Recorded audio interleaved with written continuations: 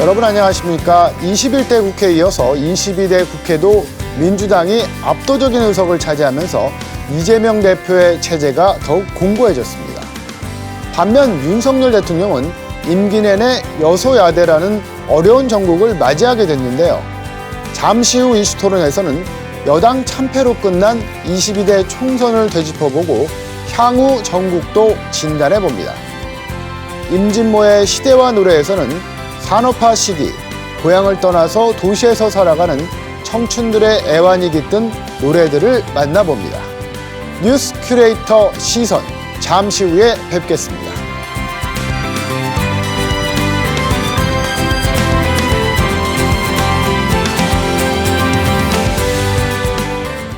뉴스 큐레이터 시선, 첫 순서는요. 한 주간 뜨거웠던 뉴스를 콕 집어서 소개합니다. 취재 기자의 뉴스픽, 보도국 조용준 기자 나와 있습니다. 네, 어서 오십시오. 안녕하십니까. 선거 방송 때문에 몇 주 못 봤더니 더 반갑습니다. 오랜만에 만나는 뉴스픽인데 오늘의 키워드는 어떤 겁니까? 네, 오늘의 키워드는 봄날입니다. 그러니까 봄날, 정말 많은 뜻이 담겨 있을 것 같은데 어떤 뉴스일까요?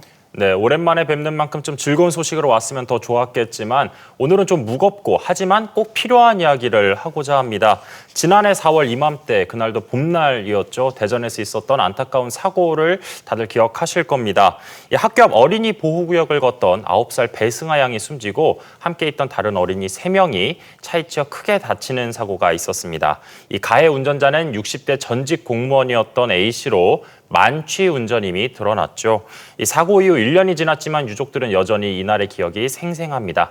A씨를 여전히 용서하지 못하고 있는데요. 이 시간은 흘러 봄이 왔지만 유족들에게 봄날은 돌아오지 않고 있는 겁니다. 오늘은 이 이야기를 하고자 합니다. 이게 정말 온 국민이 가슴 아파하던 사고였잖아요. 일주기를 맞아서 유족들을 만나보고 오셨다고요? 맞습니다. 사고 날짜가 정확하게 4월 8일이었습니다. 고 배승아 양의 이제 오빠를 만나게 됐는데요. 이 벚꽃 피는 계절이 돌아오고 3월, 4월이다 보니까 이제 개학 시즌이지 않습니까? 이제 아이들을 볼 때마다 그때 그날의 기억이 좀 계속 떠오른다라고 이야기를 하더라고요. 이 시간이 흐르면서 점차 사람들 기억에서는 조금씩 잊혀지고 희미해지고 있는 사건이지만 유족들의 고통은 끝나지 않고 있습니다. 유족들의 아픈 마음은 헤아릴 수 없을 것 같은데요. 반복되는 음주운전 교통사고 해서는 안 된다고 그렇게 강조를 해도 줄어들지 않고 있습니다. 그 당시에 승아 양 사고 현장을 보면 중앙분리대도 없고 그다음에 안전펜스도 없었잖아요. 1년 후에 뭐 그동안 좀 달라진 게 있나요? 네, 저희가 이후에 좀 이제 저희 취재진이 이제 지역 내 어린이 보호구역에 긴급 점검을 좀 나섰습니다. 말씀하신 것처럼 사고 지점에는 어린이 보호구역임에도 불구하고 중앙분리대 그리고 인도 쪽에 안전 펜스가 없었던 사실이 좀 지적이 됐었죠. 그래서 이 사고 지점에는 이런 보호 시설들이 설치가 됐습니다만 바로 인근, 바로 옆에 있는 한 1km, 2km 떨어졌으려나요? 다른 학교의 어린이 보호구역엔 여전히 이런 시설들이 미비한 점이 눈에 띄었습니다. 저희가 이제 학부모님들도 거의 현장에서 만날 수 있었는데 다 이구동성으로 말씀하시는 게 불안하다. 아이들이 학교 갈 때 정말 차에 사고라도 당할까 정말 불안하다. 이런 시설들이 좀 갖춰졌으면 좋겠다라고 이야기를 하셨습니다. 좀 통계적으로 보면 대전시 어린이 보호구역 내 151곳, 어린이 보호구역이 151곳인데 이 중에 보행로 자체도 제대로 갖춰지지 않은 곳이 56곳이었습니다. 그렇기 때문에 한 3분의 1이 넘는 건데 정말 우리 주변 사회가 아직도 참 많이 바뀌어야 된다라는 생각이 더 들고요. 사고도 참 끊이지 않고 있습니다. 지난달 천안에서 야간 자율학습을 끝나고 집에 돌아가던 이 고등학생이 음주 차량, 거기다 과속, 그리고 신호 위반까지 하고 있었다고 하죠. 그 차량에 치여서 숨지는 등 정말 사고가 계속해서 반복되고 있습니다. 말씀하신 것처럼 음주에 신호 위반까지 해서 사고가 났다면 저도 이제 같은 나이에 자녀를 키우는데 부모로서 마음이 가장 아팠습니다. 그러니까 다시는 이런 일이 좀 없어야 될 텐데 며칠 전에 이제 배승아 양 가해 운전자에 대한 2심 선고가 있었잖아요. 맞습니다. 이번 주에 이제 가해 운전자 A씨에 대한 2심 선고가 있었죠. 1심에서 A씨에게는 징역 12년이 선고가 됐습니다. 그래서 A씨 측은 이제 항소를 하지 않았고 죄를 받아들이겠다라는 거죠, 죄값을. 근데 이제 유족 측의 요청으로 검찰 측에서 이제 항소를 해서 형이 너무 가볍다 항소를 한 거죠. 해서 2심이 이제 선고가 됐는데 2심에서도 또 똑같은 징역 12년형이 선고가 됐습니다.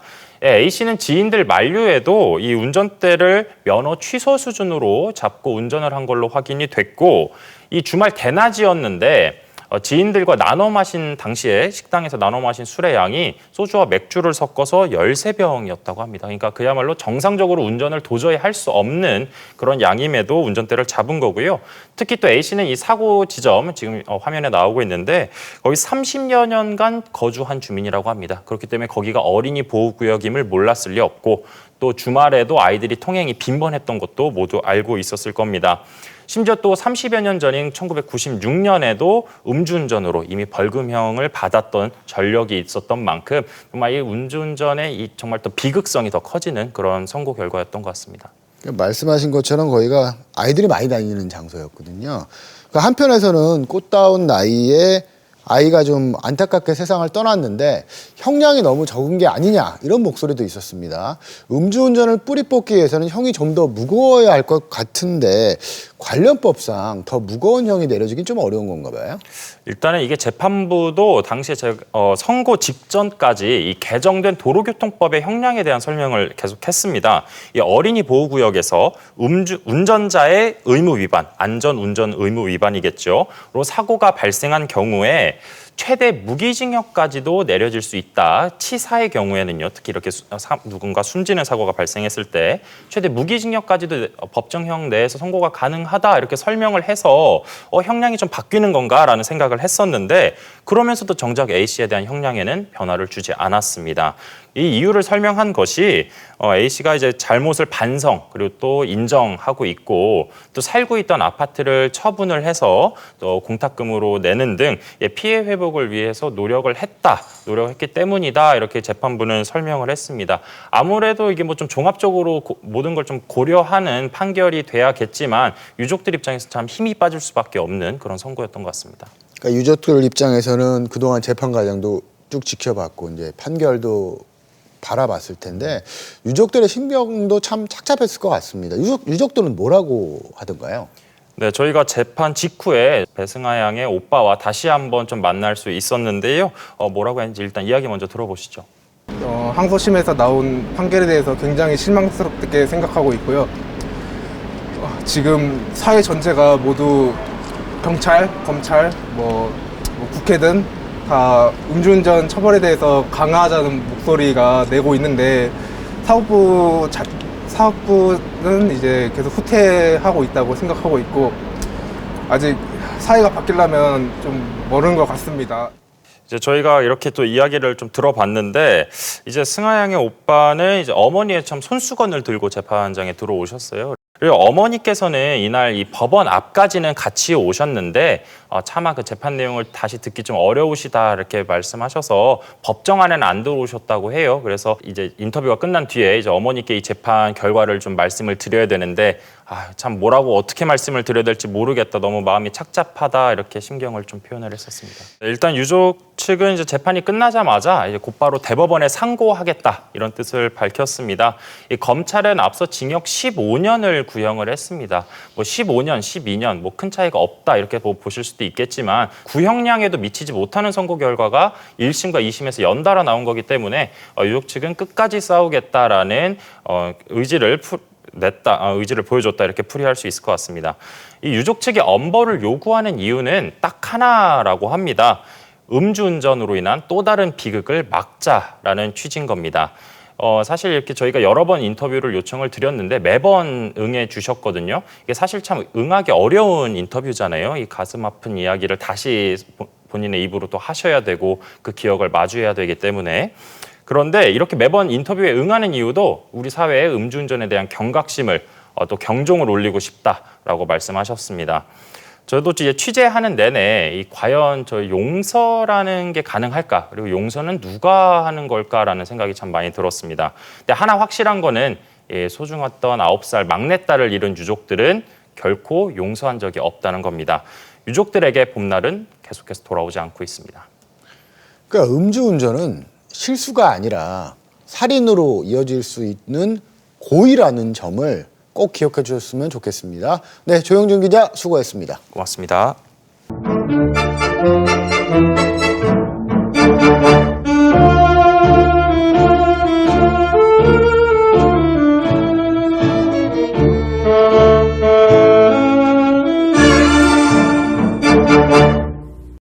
우리가 지나온 시절을 노래를 통해 되돌아보는 시간입니다.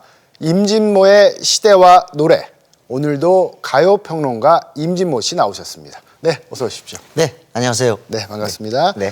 화사한 봄꽃이 만발하고 연초록 새순이 돋아나는 봄의 한가운데를 지금 지나고 있습니다. 오늘은 또 어떤 노래 만나볼까요?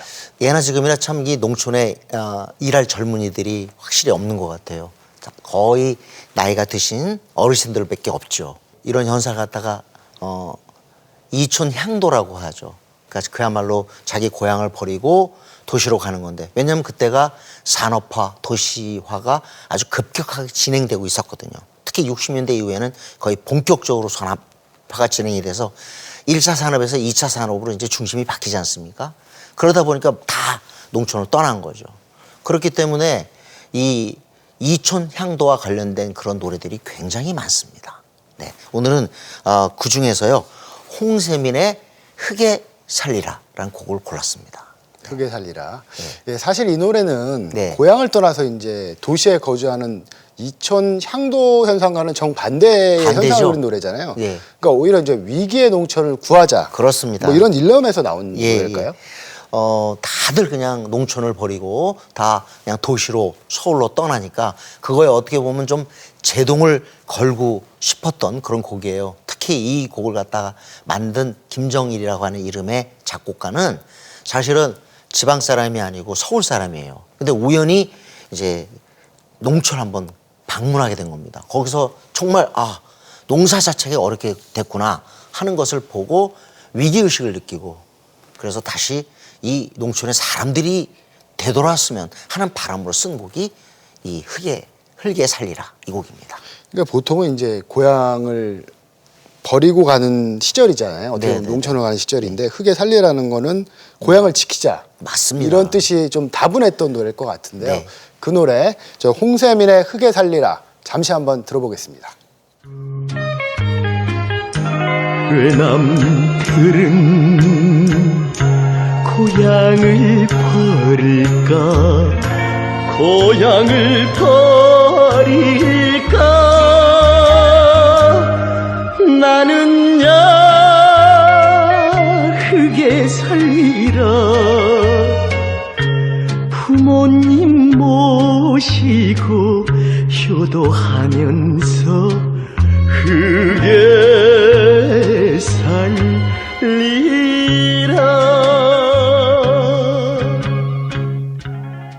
그러니까 모두가 이제 도시를 지향하던 시절인데 그래도 부모님을 모시고 고향에서 우직하게 흙을 근본으로 삼겠다. 네, 그런 네. 노래일 것 같기도 하고요. 사실 이 노래가 그 인기 있을 때는요, 이 노래 때문에 농촌을 떠나지 않은 젊은이들이 있었습니다. 실제로 있었다고요? 실제로요. 네, 그리고 또 특히 그때가 바로 박정희 대통령이 새마을 운동을 아주 그냥 굉장하게 강조했던 때 아닙니까? 그게 퍼지고 있을 때 딱 맞물렸던 거예요, 이 노래가요. 그래서 고향 사랑, 그다음에 농촌 사랑 이 곡과 말리면서 이 노래가 사랑받았는데, 이도 향촌의 거의 대표적인 노래가 흙에 살리라 이렇게 얘기할 수 있죠.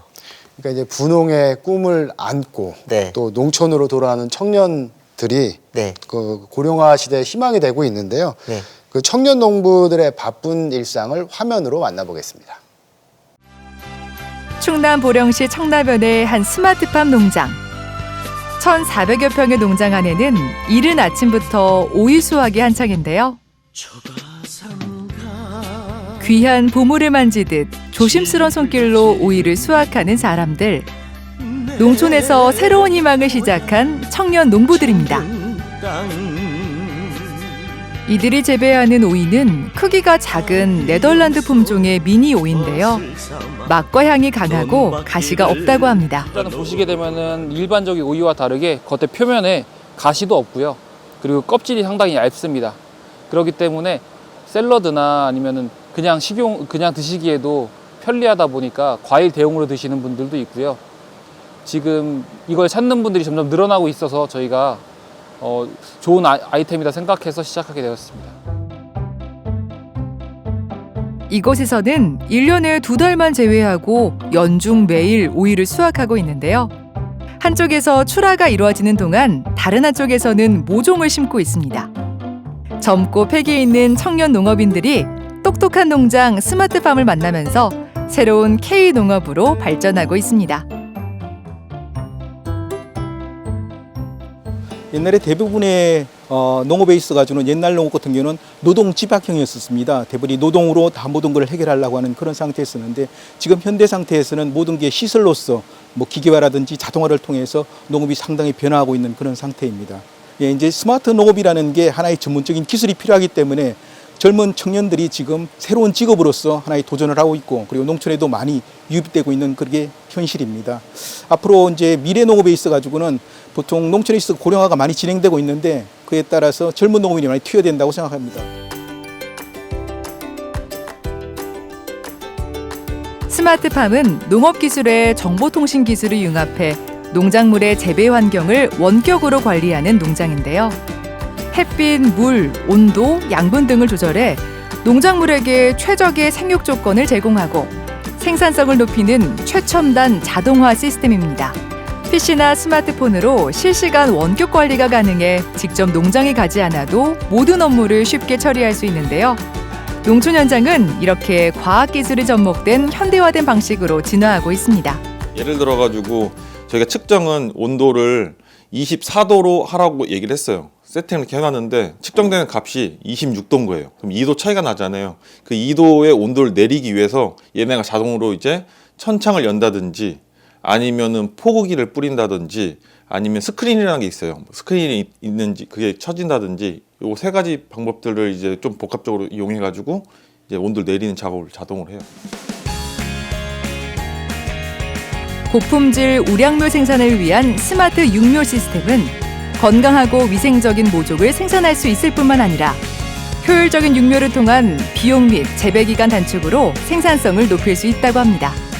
보통 요즘에 그 가축들도 병충해, 사람들도 그 바이러스 이런 것들이 문제가 많이 있잖아요. 근데 작물도 똑같이 바이러스 때문에 고생을 많이 하고 있거든요.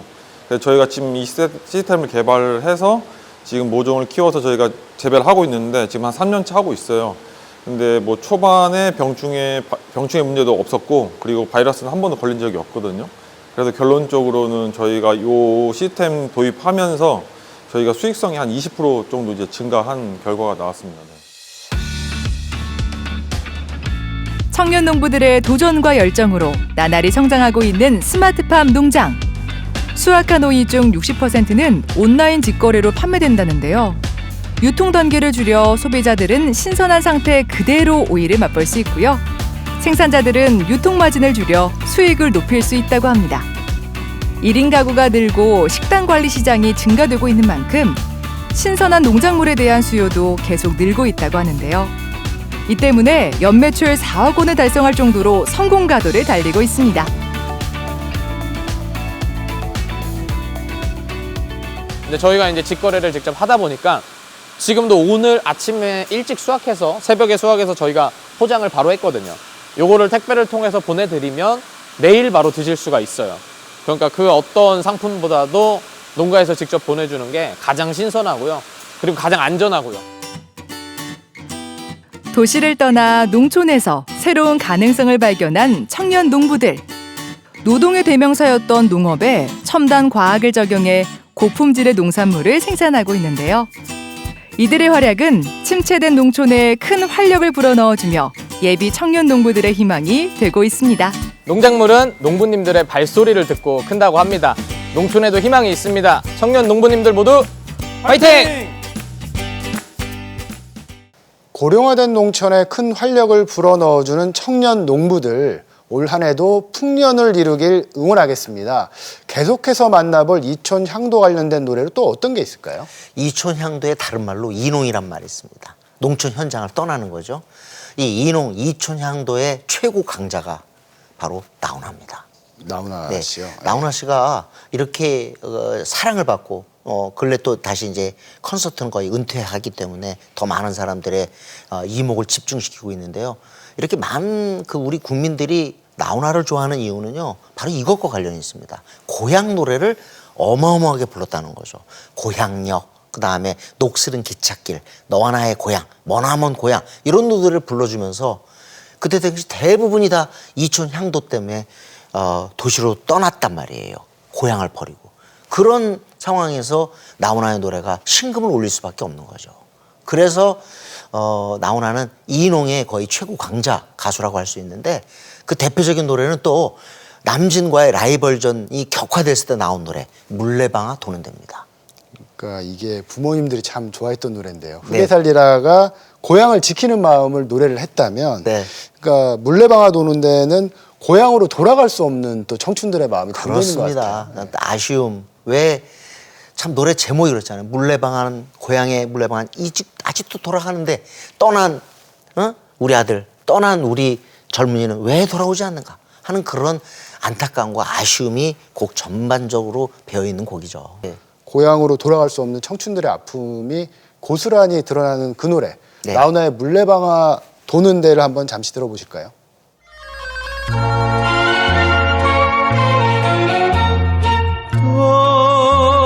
돌담길 돌아서며 또 한 번 보고 징검다리 건너갈 때 뒤돌아보며 서울로 떠나간 사람. 지금 노래를 들어보니까요. 네. 가사도 너무 절절하고 네. 멜로디도 참 너무 구슬픈 것 같아요. 그렇습니다. 옛 노래는 다 이렇게 구슬펐어요. 그래서 저는 이 노래를 갖다가 학창 시절에 참 좋아했습니다. 너무 멜로디가 좋아서. 이렇게 슬픈 이유가 있습니다. 이 노래는 곡은 박준석 선생님이 쓰셨지만 가사는 정두수 선생님이 쓰셨어요. 근데 정두수 선생의 집안 이력과 좀 관련이 있는 그런 곡입니다. 삼촌이 있었는데 삼촌이 동경 유학생이었고 학도병으로 떠나면서 정말 싸늘한 주검이 돼서 돌아왔어요. 그걸 갖다 조부가 보고 엄청 슬퍼하시는 걸 바로 옮긴 노래가 물레방아 도는 데입니다. 그러니까 조금 이촌향도보다는 그 시대적 배경이 앞에 있지만 그대로 요게 이제 60년대 그 이른바 산업구조 재편 현상으로 딱 들어맞는 곡이었어요. 그러면서 이제 이 곡이 전국적 사랑을 받게 됐습니다. 그러니까 아픈 역사가 담겨 있는 그런 곡이네요. 네네. 네. 근데 당시 우리 가요계에는 네. 나훈아 씨 말고도 또 남진 씨라고 또 희대 라이벌 구도가 절정이던 시기였잖아요. 나훈아 씨 말고도가 아니라 거의 뭐 나훈아보다 더 인기 있었던 사람이었죠. 네, 바로 남진입니다. 남진의 이때 라이벌전 곡은 바로 님과 함께였습니다. 님과 함께는 물레방아 도는 데랑 완전 다르죠. 저 푸른 초원 위에 그림 같은 집을 짓고 그때는 바로 산업화 시대, 개발 시대였습니다. 그거랑 딱 맞는 그런 곡이죠. 어떻게 보면 나훈아 노래는 약간 슬프고 어두웠다면 남진 노래는 밝고 활기찼잖아. 희망을 좀 많이 담았던 네. 것 같아요. 그래서 제가 직접 남진 선생한테 혹시 이렇게 해석해도 됩니까? 라고 물었던 게 어떻게 보면 그 당시 산업화의 어떤 대변, 그런 흐름을 대변한 거는 남진 쪽이고 그다음에 나훈아는 그 어떤 산업화의 그늘 갖다가 오히려 우리가 어루만져 준 거 아니냐 그랬더니 그 분석이 괜찮을 것 같다고 저한테 얘기를 했습니다. 근데 사실 많은 우리 관계자들이 남진 나훈아가 이렇게 너무나 다른 노래를 불러줬기 때문에 진짜 라이벌전이 형성됐다고 얘기를 해요. 한쪽은 산업화의 빛, 또 한쪽은 산업화의 그림자. 이걸 불러주니까 뭔가 더 많은 사람들이 위로를 받았겠죠. 자, 그때 당시에 우리 산업화의 역군, 바로 공장 젊은 여성 노동자들이 있었습니다. 그때는 여공으로 불렸죠. 여공사의 최고 인기를 누렸던 사람이 바로 남진입니다. 또 나훈아 인기도 만만치 않았죠. 근데 우리 젊은 여성 노동자들이 다 자기 고향 떠나왔단 말이에요. 그러니까 나훈아 노래를 듣고 고향 떠나온 서름을 갖다가 어루만지고 그리고 또 남진의 님과 함께를 듣고 부푼 미래의 꿈을 갖다가 펼친 거예요. 어떻게 보면 음양으로 이렇게 남진 나훈아가 이렇게 우리들에게 희망과 위로를 선사해줬다. 이게 대중가요의 가장 중요한 기능인데요. 이때가 딱 시대적으로 그랬습니다. 그러니까 라이벌 구도가 오히려 또 예. 위안과 또 위로를 같이 줬던. 위로와 용기를 동시에 우리에게 준 거죠. 그런 것 같습니다. 산업화 시기에 녹록치 않은 도시생활 속에서도 묵묵하게 또 가족을 위해서 또 나라를 위해서 일해주신 부모님 세대 여러분께 새삼 감사한 마음이 듭니다. 어떻게 보셨습니까? 네. 아무튼 지금은 우리가 이런 이촌향도 그리고 또 인홍 이런 얘기들을 전혀 하지 않습니다. 하지만 이런 거를 거치면서 지금의 우리가 됐다는 것을 조금 상기시켜주는 그게 바로 저는 남진 나훈아의 노래에 있다. 거기에 바로 우리의 시대가 있었다. 이렇게 얘기하고 싶습니다. 네, 오늘은 산업화 시기 또 이촌향도와 관련된 노래들을 돌아봤습니다. 지금까지 시대와 노래 가요평론가 임진모 씨였습니다. 오늘도 수고 많으셨습니다. 네, 감사합니다.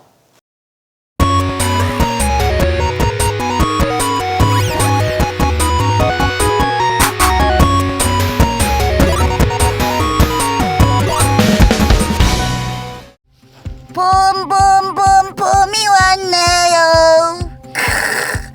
봄꽃이 정말 아름다운 계절입니다. 여러분 안녕하세요. 꽃보다 예쁜 꿈돌이가 봄처럼 화사한 과학 뉴스를 가지고 왔습니다. 첫 번째 소식 바로 전해드릴게요. 요즘 산업 현장에 꼭 필요한 건 3G? NO! 4G? NO! 바로 5G 통신망이라고 하는데요. 기존 5G 통신망은 전송거리도 짧고 기지국 설치 비용이 비싸서 현장에서 이용하기에는 부담스러웠다고 합니다. 그런데 이런 문제를 한 방에 해결하는 신기술이 발표됐다는 사실. 한국전자통신연구원에서 스몰셀의 이중 연결성 기술을 이용한 건데요. 이게 어떤 기술이냐면요. 태블릿 PC 정도는 작고 어디든 설치할 수 있는 스몰셀을 2개의 주파수를 동시에 활용한 이중 연결성 기술을 통해 전송 속도를 엄청나게 높이는 거라고 합니다. 속도는 1초당 3GB고요. 300명 정도까지 동시에 유튜브 영상을 볼 수 있다고 해요. 풀 HD 영화 한 편을 다운받는데 걸리는 시간은 딱 1초면 된다는 사실. 이야, 눈 한번 끔뻑하면 영화 한 편을 다운받는 거예요? 대한민국 과학자들의 기술력 아주 리스펙합니다. 요즘 꿈돌이 우주선이 인터넷이 하도 느려가지고 내가 막 속이 답답했는데 5G 스무살 달고 시원하게 영화 한 편 봐야겠어요.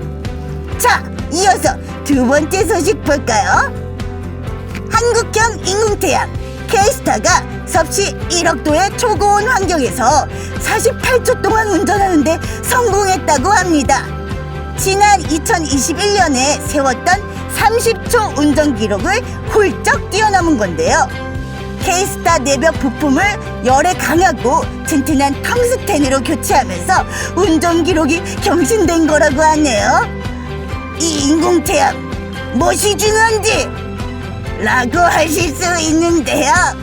인공태양 K-스타를 통해 핵융합 반응을 일으킬 수 있고요.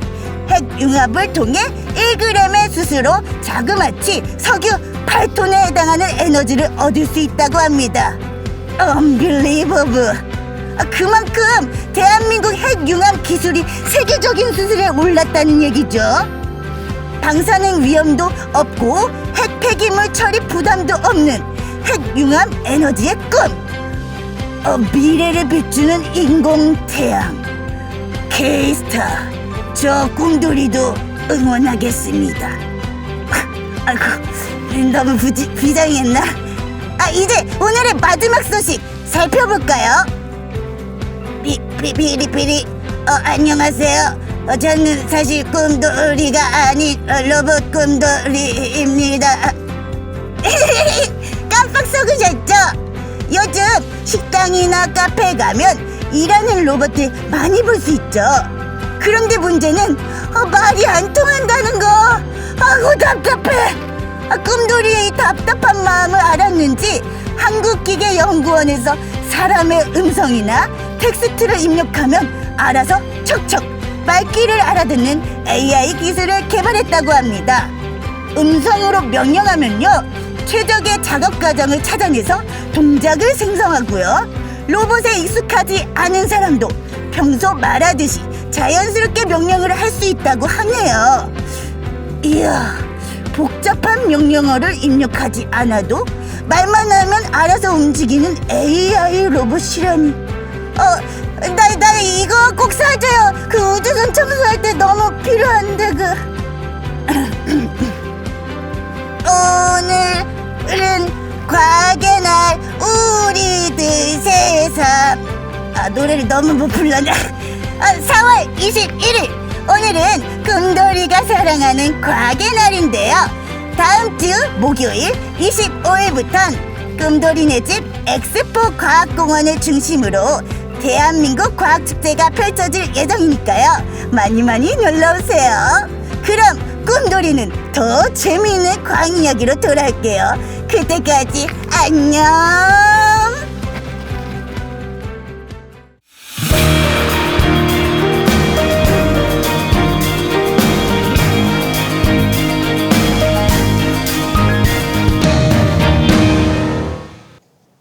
총선이 끝나자마자 정치권은 재정비에 들어가며 바쁘게 움직이고 있습니다. 윤석열 대통령도 무엇보다 민생을 강조하며 국정 쇄신의 의지를 다지고 있는데요. 과연 이번 총선에 담긴 민심은 무엇이고 향후 전국은 어떻게 나아가야 될지 얘기 나눠보는 시간 갖겠습니다. 함께해 주실 두 분 소개합니다. 국민의힘 충남도당 위원장이시죠. 홍문표 의원 나오셨습니다. 네, 안녕하십니까? 네, 반갑습니다. 공주 부여 청양 선거구에서 당선된 더불어민주당 박수현 당선인 나오셨습니다. 축하드립니다. 네, 어서 오십시오. 안녕하십니까? 먼저 본 토론에 앞서서 박수현 당선인의 당선 소감부터 들어보겠습니다. 19대 이후에 오랜만에 다시 국회로 돌아오시게 됐는데요. 그 소감이 좀 남다르실 것 같습니다. 어떠실까요? 예, 8년 만에 국회에 다시 들어가는 일이어서 굉장히 남다른 생각이 들기도 하고 당연히 기쁨이 앞서는 것이 맞겠지만 그 출구조사를 발표할 때 느꼈던 것을 제가 두려움이라고 표현했습니다. 민주당이 크게 잘한 것도 없는데도 저렇게 압도적인 승리를 의석수를 가져다 주신 그 민심, 물론 총선은 정권 심판의 성격이 있지만 저렇게 민심이 이렇구나. 만약에 이 주신 의석수대로 민주당이 일을 하지 못한다면 다음 지방선거 때나 대통령 선거 때는 또 이런 가혹한 심판을 민주당이 받겠구나라고 하는 그런 생각이 들어서 저는 사실 기쁨보다는 두려움이 앞섰다 이렇게 말씀을 드렸습니다. 지금도 마찬가지입니다. 예. 그러니까 아쉽게도 이제 홍문표 의원께서는 이번 총선에 이제 불출마하셨잖아요. 총선 승리의 미랄이 되겠다 이렇게 하시면서 불출마 선언을 하셨는데 결과적으로는 야당이 압승, 그다음에 여당 참패 성적표를 얻었습니다. 이번 총선을 바라보는 심정이 아무래도 좀 남다르셨을 것 같은데 좀 어떠셨을까요? 제 심정은 사실 아직도 좀 상처가 가물지는 않았습니다. 오늘 여기 오는데도 저를 아시는 분 두 분이 전화 주셔서 그 방송에 왜 나가십니까? 하는 분도 계시고 또 많은 분들이 왜 경선을 안 했느냐고 묻는 분도 계신데 한마디로 말씀드리면은 이 국가나 사회를 움직이는 데는 법과 제도인데 그 위에는 도덕과 예의가 있거든. 근데 우리 이번 국민의힘의 이 경선 룰이 이 법도 그렇고 제도도 그렇고 예의 도덕도 그렇고 그런 게 다 망가진 그런 상태였다고 저는 표현을 하고 싶은데 예를 들면 36년 전에 제가 무소속으로 출마를 했어요. 그걸 꺼내서 룰에 35점 마이너스 감점을 준다는 거고 또 4선, 5선, 6선에 15점 마이너스 감점을 준다면 합치면 50점 감점이야. 그럼 제가 사무총장도 하고 조직관리위원장, 공천심사위원장도 했던 저희 입장에서 볼 때는 이거는 아니다. 이런 소위 경선 룰을 가지고 이걸 공정성, 투명성을 얘기하는 거는 아니다. 그래서 이 길은 내가 갈 길이 아니다. 그래서 제가 사실 경선을 포기한 겁니다.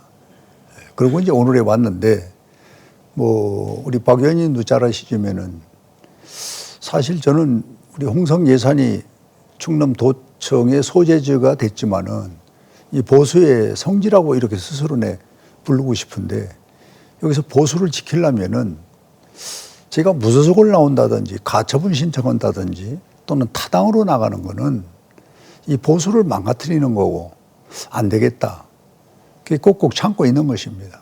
그래서 이제 이번에 누가 됐든 우리 보수를 지키고 또 국민의힘의 후보는 당선시키는 것이 내가 그래도 마지막에 이 나라를 위해서 할 수 있는 일 아니냐. 그래서 참 30년 먹던 이 우물에 침을 뱉을 수는 없는 그런 심정으로 최선을 다해서 이 국민의힘에 당선을 시켰는데 뭐 마음이 좀 씁쓸하고 좀 이렇게 통쾌하지는 않습니다. 그러니까 일각에서는 야당의 압승은 여권에 실패했다는 뭐 반사이익이라는 의견도 있습니다. 그러니까 우선 여당 참패의 원인은 좀 어디에 있다고 보시나요? 예. 예, 우선 우리 홍문표 의원님 말씀을 이렇게 듣고 있다 보니까 참 존경스럽다 하는 생각을 다시 하게 되고요. 정치라는 것이 예의가 있어야 된다라고 하는 그 말씀 참 깊이 느끼고, 저도 지역구는 다르지만 뭐 19대 때 우리 충남 서해안에 있었던 허베이 스피리토 그 유류 오염 사고, 줄사고 있을 때 그 특위 위원장을 맡으시고 제가 또 저희 당의 간사를 맡아서 이렇게 모셨던 그런 기억도 나고 그런데 저렇게 훌륭한 그 의원님께서 정말 예의 없이 당에 그렇게 섭섭함을 가지게 되신 것에 대해서 안타깝고, 다만 우리 아주 지금 농촌 농업이 완전히 붕괴되고 있는 상황인데 우리 홍문표 의원님께서 좀 기회를 가지셔서 농촌을 위해서 봉사하실 수 있는, 좀 늘 제가 입버릇처럼 달고 다니던 말이 있어요. 농림부 장관에 좀 입각하셔가지고 예, 그렇게 역할을 해주시기를 말씀을 좀 드리고 싶습니다.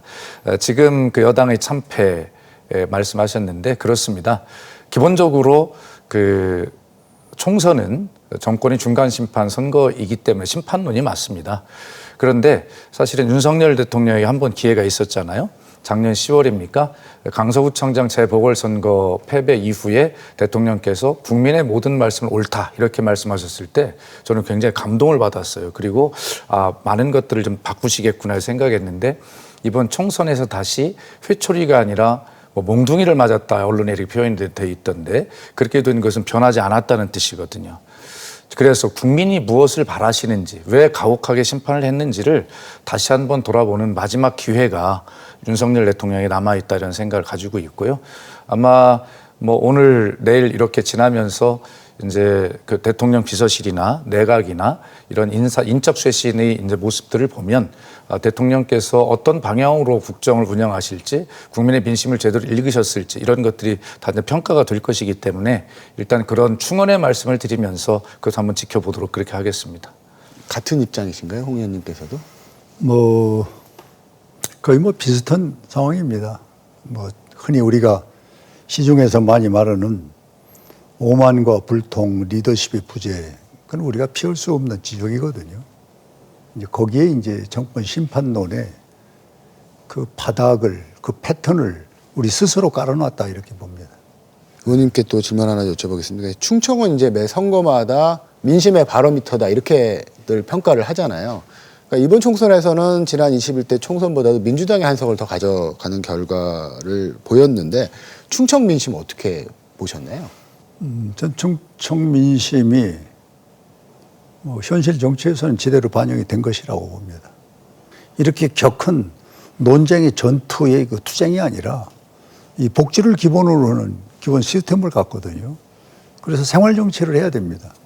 정치도 생활화해야지 가만히 앉았다가 시기가 때가 되면 나타나서 심판받는 거, 이거 안 되는 것이고, 교육도 마찬가지입니다. 생활교육을 해야 됩니다.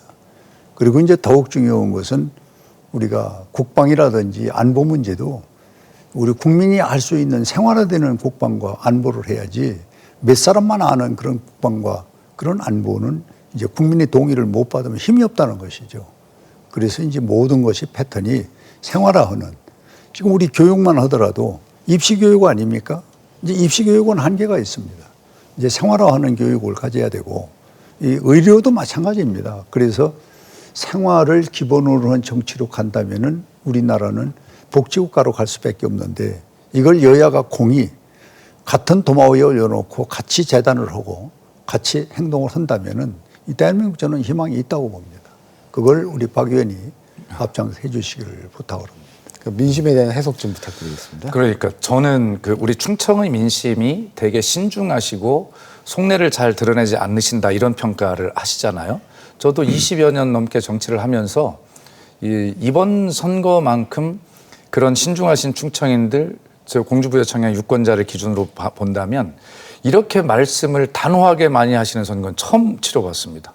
19대 국회의원 초선 당선될 때도 제가 당선된다는 말을 한 번도 들어본 적이 없거든요. 그런데 이번처럼 그렇게 단호하게 말씀을 많이 하시는데 한마디로 막 민심이 들끓더라고요, 밑에. 그것이 뭐냐면 저는 아까 심판론을 말씀하셨는데 우리 충청인들이 윤석열 정권의 무슨 뭐 정치나 뭐 이런 것들 이슈에 대해서도 있겠지만 그 민생 정치가 잘못됐다라고 하는, 그래서 민생이 도탄에 빠졌다라고 하는 이런 것에 대한 민생 심판이다. 저는 이렇게 규정을 하고 있거든요.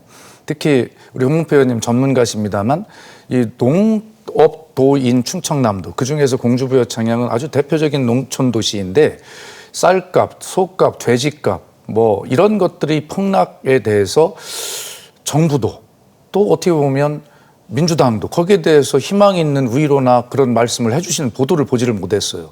저도 중앙당에 왜 제 다수당이 가만히 있냐 이런 얘기를 안 하고, 근데 안 하더라고요. 근데 일단 국민들은 똑같이 심판을 해야 되겠지만 어쨌든 힘을, 권한을 위임받은 여당에 대해서 그 민생 도탄에 대한 책임을 강하게 물은 민생 심판, 그것이 바로 충청권의 평균 민심이 아닐까, 저는 그렇게 좀 봤습니다. 그러니까 아무래도 이제 국민의힘은 총선 패배 후에 이제 당을 수습하는 이런 과제가 남아 있고요. 그러니까 충청권의 역할이 더 중요할 것 같습니다. 그리고 야당과의 관계 설정도 중요할 것 같은데 어떻게 좀 가야 된다고 보시나요? 글쎄 뭐 하도 그 민감한 문제라 요즘에 제가 많은 인터뷰를 해도 자제를 하고 있습니다만은 DJP 때 우리 정치를 한번 우리는 연상해 볼 필요가 있습니다. 내가 부족 오면은 상대 주변에서 함께 가야 되는 그런 상황이 난 왔다고 봅니다. 그래서 이제는 여야를 분명히 우리는 갖고 있지만은 그 속에서도 국가관과 정치적 소신이 국민을 위하는 소신을 갖고 있으면은 저는 함께 할 수 있는 동지들이 저는 야당에도 있다고 보거든요. 그런 분들에게는 국정을 논할 수 있는 파트너로 길을 열어주는 것도 저는 하나의 방법이라고 보고, 또 숫자를 이기는 거는 숫자의 숫자로 이기는 것은 악법을 낳기 때문에 안 됩니다. 정책으로 이겨야 되거든. 정책으로. 그래서 저는 지금같이 어려운 상황은 정책 공조가 가장 중요하다. 그걸 야당에게도 국민을 위하는 거고 국가를 위한 정책을 내놓고 협의하고 상의하자고 그러는데 안 할 이유가 저는 없다고 봐요. 이게 정책 없이 그냥 숫자 대립으로만 가면은 그거는 저는 불행이 올 수밖에 없다. 그래서 우리 박 의원 같이 이 정책적인 데 전문가시니까 이번에는 싸우는 것보다는 국민 입장에서 무엇을 먹고 사는데 도움될까 하는 정책, 그것만 나는 여야가 도마위에 올려놓고 서로 노력하면은 충분히 나는 상생할 수 있다고 봅니다. 그래서 이제 의원님 말씀에 제가 아주 전적으로 동의하면서, 그러나 집권당으로서 그런 어떤 지금 말씀하시는 생활 정치를 국회에서 실현하고 하는 이런 문제에 대해서 전제 조건이 하나 있습니다. 그것은 이번은 의석수가 말해주는 대로 심판을 한 것 아닙니까? 대통령의 국정 운영 방향을 좀 변해야 된다는 요구 아니겠어요? 그렇다면 그것을 변화되는 모습을 보이고 그리고 나서 야당을 우리 한번 정치 잘해보자라고 손을 내밀어 주셔야 야당이 잡을 수 있는 것 아니겠습니까? 그 전제 조건이라는 것은 뭐냐면, 여야 대표 불러서 빨리 만나셔야 합니다. 그리고 국정을 이렇게 운영하겠다는 진정성을 가지고 설명하셔야 되고요. 그다음에 지금 21대 국회에 지금 현재 처리할 수 있는 이태원 참사 특별법이나 최상병 특검법, 적어도 이 두 가지 정도는 빨리 처리를 해 주셔야, 그래서 윤석열 대통령의 진정성을 야당에 보여주어야, 또 야당은 그런 명분 정도는 있어야 또 가서 협상도 하고 대화도 하고 타협도 할 것 아니겠습니까? 근데 그게 제가 볼 때는 크게 어려운 일이 아니거든요. 그래서 그런 정도의 걸림돌을 대통령께서 결단으로 빨리 제거를 해 주시고, 지금 우리 의원님께서 말씀하신 그런 어떤 22대 국회의 문을 활짝 열 수 있도록 그렇게 가는 것이 저는 맞다 이렇게 생각을 합니다. 예. 그러니까 지역 현안 관련돼서 좀 여쭤보긴 하겠는데요. 이제 뭐 좀 전에 이제 세종우사당 말씀도 하셨지만, 그러니까 총선 공약에 이제 지역 현안이 담겨 있고 또 실현하는 것도 굉장히 중요하지 않습니까? 이제 국회 세종의사당 완전 이전을 비롯해서 대전 세종 충남 대전 충남 혁신도시 완성 가능성은 좀 어떻게 보시나요? 그게 참으로 큰 문제입니다. 과거 문재인 대통령 계실 때도 이 혁신도시 문제가 지금 우리나라의 17개 시도 중에서 대전과 충남만 혁신도시가 없습니다. 나머지는 15년, 16년 전에 다 자리를 잡았어요, 이미. 그게 우리는 늦게 하니까 거기 최소한도 거기에 대한 어떤 배려가 좀 있어야 되겠다 해서 대통령한테 2번을 건의서를 보냈는데 그 심의 대통령 직속으로 심의위원회가 있어야 이 문제를 다루거든요. 근데 심의위원회 자체도 그게 구성이 안 돼 갖고 결국 오늘에 오다가 윤석열 대통령 공약집 만들 때 이제 그걸 제가 이야기를 했어요. 근데 지금 이 정부도 그렇게 활발하게 지금 거기에 진적을 보이지는 않아서 좀 아쉬움을 가지고 있는데 사실 이 혁신도시가 그 지역에 먹고 사는 새로운 자원이거든요. 그런데 그것이 딴 시도는 이미 15년, 16년 전에 있는데 왜 대전 충남만 혁신도시가 없느냐. 말이 안 맞잖아요. 그런데 이 지도자들은 입만 열면은 국가 균형발전을 얘기해. 균형발전에 그러면 충남, 대전만 혁신도시에 없고 그리고 국가 균형발전이 되겠어요?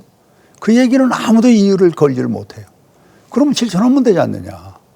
그리고 이제 이낙연 총리 있을 때도 본회의에서 얘기를 하고 많이 얘기를 했는데 이게 이상하게 그 정치적으로 이게 부담을 갖는지 받아들이지를 못해요. 그런데 문제는 혁신도시에 오는 그 공공기관이 주로 수도권에 있습니다. 서울, 경기, 인천.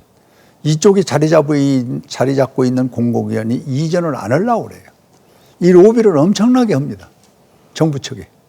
그러니까 정부 쪽에서는 또 적당히 보고 대답하다가 1년, 2년, 3년 가서 오늘에 이제 이런 상황이 왔는데 아까 말씀드린 대로 국가 균형 발전을 하려고 그러고 지방자치 33년에 이제는 제대로 좀 농촌도 지역도 살려면은 이 세제 개편부터 해줘야 돼요. 그래서 난 박 의원에게 꼭 부탁을 드리고 싶은 거는 지금 제가 예결위원장을 해서 조금 아는데 이 세제의 기본이 8대2로 돼 있거든요. 정부가 다 씁니다. 이거 지방에도 돈을 줘야죠. 그럼 지방에서 서울까지 올라갈 필요가 없어요. 문화도 있고 교육도 있고 의료가 있는데 왜 거기까지 올라갑니까? 그래서 세제 개편 같은 것도 좀 한번 큰 차원에서 건드릴 필요가 있고 이 충남에 특히 뭐 우리 박 의원님도 뭐 잘 아시지만은 이 철도 같은 것도 지금 우리가 충남의 장항선만 단선 철도입니다. 나머지는 전부 복선이에요. 그러니까 예를 들면 우리 홍성 같은 데서 서울 2시간 20분 걸리는데 전라도 광주가 똑같은 거리예요. 이걸 그 균형 발전이라고 할 수가 없잖아요. 또 충남엔 비행장도 없습니다. 이제 이런 거 하나하나를 짚어서 얘기를 해본들 충남에는 응집력이 없어요. 뭐 어디 타당 내가 얘기할 수는 없는데 또 특히 그 호남 경상도 같은 데는 응집력이 있잖아요. 그래서 이번 박 의원이 들어가셔서 뭐 여야를 초월해서 우리도 좀 아플 땐 소리를 좀 질러야 되거든. 아프단 말이야. 그런데 우리는 전부 모래알이야. 그래서 참 저는 정치를 이렇게 여러 번 하면서 왜 충청도는 좋은 얘기는 다 듣는데 그리고 먹을 것은 우리가 먹지를 못할까. 그러니까 우리는 입으로만 잔치를 하는 거예요. 실용적인 것은 없고. 그래서 이번 박 의원이 들어가서 그분을 좀 확실히 챙겨주시기 바랍니다. 소리 지르라는 미션을 받으셨습니다. 그러니까 어떻게 보시나요? 지금 아주 너무 과한 기대를 저한테 걸어주셔서 부담이 되는데 저는 이걸 투트랙으로 봐야 됩니다. 우선 대전 충남의 혁신도시의 부족은 세종시를 일종의 그런 혁신도시로 또 취급을 했던 뭐 그런 것이었고 세종시에 대한 기대가 우리 충청인 스스로도 너무 강했고 그거 되면 충분하게 주변이 상생할 수 있겠다 이렇게 됐는데 우선 첫째 투트랙이라고 하는 것은 지금 의원님 말씀하신 대로 그 혁신도시 추가 지정이나 이런 문제들은 그런 대로 함께 방향을 추진하고요. 그 대신에 우리가 걸었던 세종시의 완성이라고 하는 행정수도의 완성이라고 하는 이 문제를 동시에 추진해야 되겠다.